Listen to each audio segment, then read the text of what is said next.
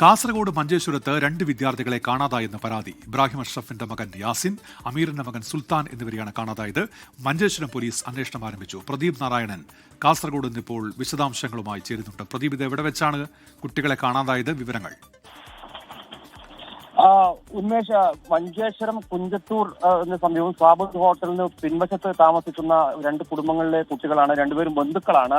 ഇന്നലെ രാത്രിയോടുകൂടിയാണ് കുട്ടികളെ കാണാതായെന്ന് സംബന്ധിച്ച കുടുംബം പോലീസിൽ പരാതി നൽകുന്നത്. അതായത് ഇന്നലെ വൈകുന്നേരത്തോടു കൂടി ടർഫിൽ, സമീപത്തെ ഫുട്ബോൾ ടർഫിൽ ഫുട്ബോൾ കളി ഉണ്ടായിരുന്നു. അങ്ങോട്ടേക്ക് പോയി തിരിച്ചു വരുമെന്നാണ് പ്രതീക്ഷിച്ചത്. പക്ഷേ കുട്ടികൾ തിരികെ എത്തിയില്ല. പിന്നീട് അന്വേഷിച്ചപ്പോൾ അങ്ങോട്ട് കളി നടക്കുന്ന സ്ഥലത്തെ കുട്ടികൾ എത്തിയില്ല എന്ന വിവരമാണ് കുടുംബത്തിന് ലഭിച്ചത്. ഇതേ തുടർന്നാണ് കുടുംബം പോലീസിൽ പരാതി നൽകിയത്. അതേസമയം ഈ കുട്ടികൾ ഇന്നലെ വൈകുന്നേരം 4 മണിയോടുകൂടി സമീപത്തെ ഒരു ആക്രിക്കടയിൽ അവരുടെ കൈവശമുണ്ടായിരുന്ന ഒരു സൈക്കിൾ കൊടുത്ത് 500 രൂപ വാങ്ങിയെന്ന ഒരു വിവരം കൂടി ഇപ്പോൾ ലഭിക്കുന്നുണ്ട്. ഇത് സംബന്ധിച്ച ആക്രിക്കടക്കാരൻ സ്ഥിരീകരണവും നൽകുന്നുണ്ട്.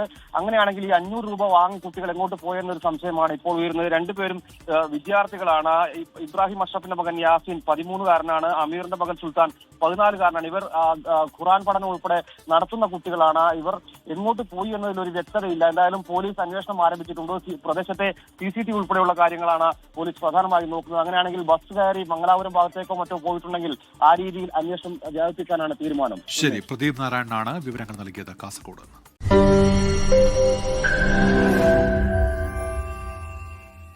ലോകത്തെവിടെയായാലും ഏത് സമയത്തും 24 വാർത്തകളും ഓഗ്മെന്റഡ് റിയാലിറ്റി പാക്കേജുകളും എക്സ്പ്ലെയിനറുകളും വിശദമായി കാണാൻ ഞങ്ങളുടെ YouTube ചാനൽ നിങ്ങൾക്ക് സബ്സ്ക്രൈബ് ചെയ്യാം.